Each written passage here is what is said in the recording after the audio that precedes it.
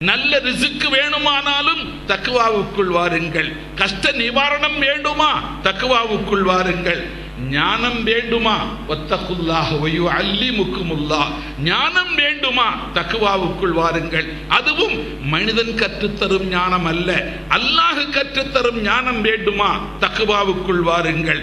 அது மாத்திரமல்ல, அல்லாஹ் சொல்கிறான், இன் தத்தகுல்லாஹ் யஜ்அல் லக்கும் ஃபுர்கானன் வயுகஃபிர் அன்கும் ஸய்யிஆத்திக்கும் வயக்ஃபிர் லக்கும் துனூபக்கும். உங்கள் பாவங்களை அல்லாஹ் மன்னிக்க வேண்டுமா தக்வாவுக்குள் வாருங்கள். உங்கள் சிறு பிழைகளை அல்லாஹ் பொறுக்க வேண்டுமா தக்வாவுக்குள் வாருங்கள். அல்லாஹ் உங்களுக்கு ஃபுர்கானை ஏற்படுத்த வேண்டுமா தக்வாவுக்குள் வாருங்கள். ஃபுர்கான் என்றால் என்ன? அபுல் அப்பாசுல் முர்சி ரலியல்லாஹு அன்ஹு சொல்வார்கள், ஃபுர்கான் என்பதற்கு அர்த்தம் அல் ஹிதாயத்து ஃபில் கல்பு, இதயத்தில் ஏற்படுகிற ஹிதாயத்து. இதயத்துக்கு கல்புக்கு ஹிதாயத்துக்கு வேணுமா தக்வாவுக்குள் வாருங்கள். அல்லாஹ் சொல்கின்றான், நீங்கள் இன்தத்தகுல்லாஹ யஜ்அல் லக்கும் ஃபுர்கானன் வயுகஃபிர் அன்கும் ஸய்யிஆத்திக்கும் வயக்ஃபிர் லக்கும் துனூபக்கும். பாவங்கள் மன்னிக்கப்பட வேண்டுமா தக்வாவுக்குள் வாருங்கள். சிறு பாவங்கள் அழிக்கப்பட வேண்டுமா தக்வாவுக்குள் வாருங்கள். கல்புக்கு ஹிதாயத்து வேண்டுமா தக்வாவுக்குள் வாருங்கள். அது மாத்திரமல்ல, வலியுல்லாவாக ஆக வேண்டுமா தக்வாவுக்குள் வாருங்கள். வல்லாஹு வலியுல் முத்தகீன். அல்லாஹ் சொல்கிறார், வல்லாஹு வலியுல் முத்தகீன், விலாயத்து வேண்டுமா தக்வாவுக்குள் வாருங்கள். அது மாத்திரமல்ல, அல்லாஹு தஆலாவுடைய நெருக்கம் வேண்டுமா வஅலமு அன்னல்லாஹ மஅல் முத்தகீன், அல்லாஹ்வுடைய நெருக்கம் வேண்டுமா தக்வாவுக்குள் வாருங்கள். நஜாத்து துனியாவிலும் ஆகிரத்திலும் கிடைக்க வேண்டுமா தக்வாவுக்குள் வாருங்கள். சும்ம நுனஜ்ஜி அல்லதீன தகவ், முத்தகின்களை நாம் ஈடேற்றம் கொடுப்போம், நஜாத்தை கொடுப்போம் என்று அல்லாஹ் சொல்கிறான். எனவே தக்வாவுக்குள் வாருங்கள். அது மாத்திரமல்ல, சொர்க்கத்தின் மீது ஆசையா? தில்கல் ஜன்னத்துல்லதி உஇதல் முத்தகூன், சொர்க்கம் வேண்டும் என்ற ஆசையா? தக்வாவுக்குள் வாருங்கள் என்று தக்வாவினால் என்ன என்ன கிடைக்கும் என்பதையெல்லாம் குர்ஆன் ஷரீஃபில் அல்லாஹு தஆலா பட்டியல் சொல்லுவான். கிட்டத்தட்ட 90க்கு மேற்பட்ட இடங்களில் குர்ஆன் ஷரீஃபில் தக்வாவின் அவசியத்தையும் தக்வாவின் தேவையையும் தக்வாவினால் கிடைக்கும் பலனையும் பயனையும் அல்லாஹ் குர்ஆனில் சொல்லி காட்டுவான். நபிகள் நாயகம் ஸல்லல்லாஹு அலைஹி வஸல்லம் சொல்வார்கள், இன்னும் கொஞ்சம் விரிவாக சொல்வார்கள், இத்தகில்லாஹ் ஹைதுமா ஷிஅத ஐதுமா குந்த. நபிகள் நாயகம் ஸல்லல்லாஹு அலைஹி வஸல்லம் எந்த இடத்துல இருந்தாலும் தக்வா இருக்கணும். எந்த இடத்துல இருந்தாலும் தக்வா இருக்கணும். பகலா இரவா, வெளிச்சமா இருட்டா, தனிமையா, மனைவியுடனா, மக்களுடனா, கூட்டத்திற்கு மத்தியிலா, எங்கிருந்தாலும் தக்வா இருக்க வேண்டும். தக்வா இல்லாமல் ஒரு க்ஷணம், ஒரு நேரம், ஒரு நிமிஷம் நீ இருக்கக்கூடாது என்ற கருத்தை நபிகள் நாயகம் ஸல்லல்லாஹு அலைஹி வஸல்லம் சொல்வார்கள், இத்தகில்லாஹ் ஹைசுமா குந்த.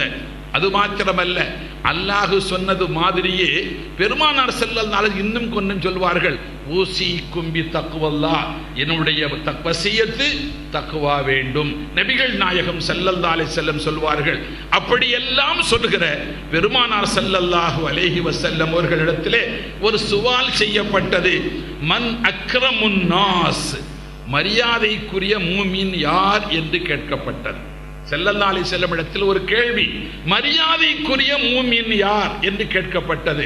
ஸல்லல்லாஹு அலைஹி வஸல்லம் சொன்னார்கள், அத்தகாஹும், அந்த மனிதர்களில் எவர் நல்ல தக்வா உள்ளவரோ அவர் மரியாதைக்குரியவர் என்று பெருமானார் ஸல்லல்லாஹு அலைஹி வஸல்லம் பதில் சொன்னார்கள். இப்படியெல்லாம் கணக்கு போட்டு பார்த்தால் தக்வா என்பது விரிந்த பொருள் உடையது, விரிந்த தரம் உடையது. அப்படி விரிந்த பொருளும் விரிந்த தரமும் தக்வாவுக்கு வருகிற பொழுது பெருமானார் முஹம்மது முஸ்தபா ஸல்லல்லாஹு அலைஹி வஸல்லம் தக்வாவை குறித்து விளக்குகிற இந்த மகத்தான சொல்லில் இன்னும் ஒரு உண்மை இருக்கிறது. நான் முதல்ல சொன்னது மாதிரி ஆளை பொறுத்து தக்வா மாறும். அல்லாஹு தஆலா சொல்கிறான், ஒரு சராசரி மூமின் நான் முத்தகி, அவரை முத்தகி என்று சொல்ல வேண்டுமானால் அவர் தக்வாவுக்கு பொருள் வேறு. அவரை விட அந்தஸ்தில் கூடிய ஒரு மூமின் அவருக்கு முத்தகி என்று சொல்ல வேண்டுமானால் அவருக்கு தக்வாவுக்கு பொருள் வேறு. அவரை விட மேம்பட்ட இன்னொரு சாலிஹான மனிதர் அவருக்கு முத்தகி என்று சொல்ல வேண்டுமானால் அவருக்கு தக்வா மானா பொருள் வேறு. அவரை விட மேம்பட்ட இன்னொரு சித்தீக் அவருக்கு தக்வா என்று சொல்ல வேண்டுமானால் அதனுடைய பொருள் வேறு. அவரை விட மேம்பட்ட இன்னொரு ஷஹீத் அவருக்கு தக்வா சொல்ல வேண்டுமானால் அவருக்கு பொருள் வேறு.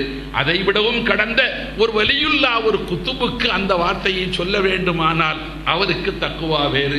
தக்வாவின் பொருள் மாறுபட்டு கொண்டே செல்கிறது. பெருமானார் ரசூலுல்லாஹி ஸல்லல்லாஹு அலைஹி வஸல்லம் தக்வாவின் பொருளை விரிவாக விளக்கி சொல்வார்கள். சராசரி மனுஷனுக்கு தக்வானா என்ன? அல் இம்திசாலு லி அவாமிரில்லாஹ் வல் இஜ்தினாபு அன் நவாஹி. ஏவலை எடுத்து நடக்கணும் ஷரியத்துல, விலக்கலை விட்டு விலகி நடக்கணும். எது சரியத்தில் ஏவப்பட்டிருக்கிறதோ அதை பேணி நடக்க வேண்டும். எது செய்யக்கூடாது என்று விதிக்கப்பட்டிருக்கிறதோ அந்த தடைகளை விட்டு விலகி நடக்கணும். இதுதான் ஆரம்ப கட்டமான தக்வா. இதுதான் முதல் கட்ட தக்வா. நம்முடைய ஷரியத்தில் எதை செய்ய வேண்டும் என்று விதிக்கப்பட்டிருக்கிறதோ அதை செய்ய வேண்டும். அது ஃபர்லா, அது வாஜிபா, அது சுன்னத்தா என்றெல்லாம் கணக்கு பார்க்க கூடாது. எது ஏவப்பட்டதோ அந்த சுன்னத்தையும் பின்பற்ற வேண்டும். எது ஏவப்பட்டதோ அந்த வாஜிபையும் எடுத்து நடக்க வேண்டும். எது ஏவப்பட்டதோ அந்த ஃபர்லையும் அமலில் கொண்டு வர வேண்டும். எது கூடாது என்று சொல்லப்பட்டதோ மக்ரூஹா பரவாயில்லை, மக்ரூஹு தன்சீஹா பரவாயில்லை சமாளிச்சுக்கலாம் அப்படின்னு போகக்கூடாது. மக்ரூஹையும் பேணி விட்டுவிட வேண்டும். அதுபோல் அது தன்சீஹா தஹ்ரீமா என்று பார்க்க கூடாது, விட்டுவிட வேண்டும். ஹராமா விட்டுவிட வேண்டும். கிலாஃபுல் அவ்லா விட்டுவிட வேண்டும்.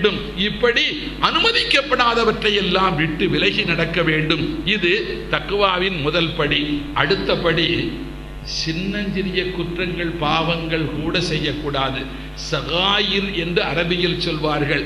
அந்த சகாயிர் கூட செய்யாமல் பெரும்பாவத்தை விட்டு விலகி நடப்பது தக்வாவின் ஒரு படி என்றால், சிறுபாவம் கூட செய்யாமல் வாழுவது தக்வாவின் இன்னொரு படி. சிறுபாவத்தை கூட செய்யக்கூடாது. அந்த பாவத்தை செய்தால் அதை பெரும் பாவம் போல் கருத வேண்டும். என்றால் பாவம்ங்கிறது ஆளை பொறுத்து வேறுபடுகிறது. ஒரு நல்ல மனிதர், ஒரு நல்ல அடியார் செய்கிற சிறிய பாவம் ஒரு சராசரி அடியார் செய்கிற பெரிய பாவத்தை விட கெட்டது.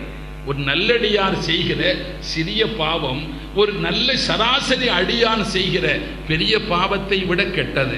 அவர் பெரிய நல்லடியார் செய்கிற சிறிய பாவம் இருக்கிறது, அதை விட ஒரு நபி, ஒரு ரசூல் அவர்களுடைய வாயில் இருந்து வரக்கூடிய ஒரு அதபு குறைவான ஒரு சிறிய வார்த்தை வருவதாக ஒரு வாதத்திற்கு வந்தால் அது கூட தவறானது. அது அல்லாஹ்வின் சோதனைக்கு ஆளாக்கி விடும் என்பதை குர்ஆன் ஷரீஃப் உறுதிப்படுத்தி காட்டும்.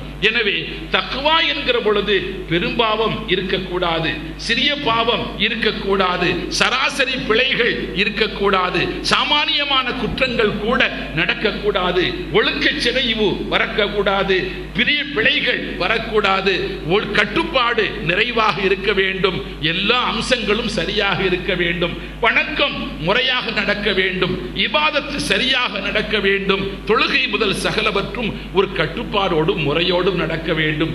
இதுவெல்லாம் இருக்கிற பொழுது ஒரு அளவுக்கு தக்வாவாகி விடுகிறது. கொஞ்சம் மேலே போய் அப்படியே போனா நம்முடைய ஹஸரத் அவர்கள் சொன்னது மாதிரி சொர்க்கம் எழுதப்பட்டது, நரகம் எழுதப்பட்டிருந்தது, சொர்க்கம் எழுதப்பட்டிருந்தது, ஒண்ணுமே இல்லாம போயிடுச்சு லௌஹுல் மஹ்பூதுலன்னு சொன்னது மாதிரி யதார்த்தம். மகான்கள் மேலே போக போக அவர்கள் நிலை என்னவென்றால் அவங்க தக்வாவுக்கு என்ன தெரியுமா அர்த்தம்? அவர்களுக்கு ஒரே ஒரு கோரிக்கை தான், அல்லாஹ் உன்னில் அல் ஃபனா ஃபில்லா, அல்லாஹுவில் தன்னை ஃபனாவாக்கி கொள்வது. அல்லாஹுவில் தன்னை ஃபனாவாக்கி கொண்டால் தான் என்று ஒன்று இல்லை, தனக்கென்று ஒரு தேவை இல்லை, தனக்கென்று ஒரு விருப்பம் இல்லை. தானே இல்லாத பொழுது தேவை எங்கிருந்து வரும்?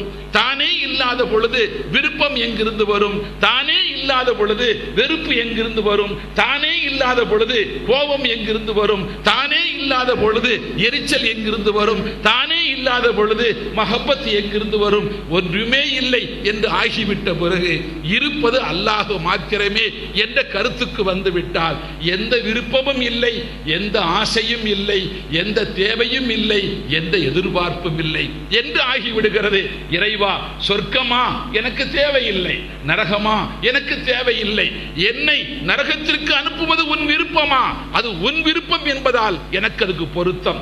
நரகத்திற்கு போவது உன் விருப்பமா? நரகமே எனக்கு விருப்பம், சொர்க்கம் எனக்கு விருப்பம் இல்லை.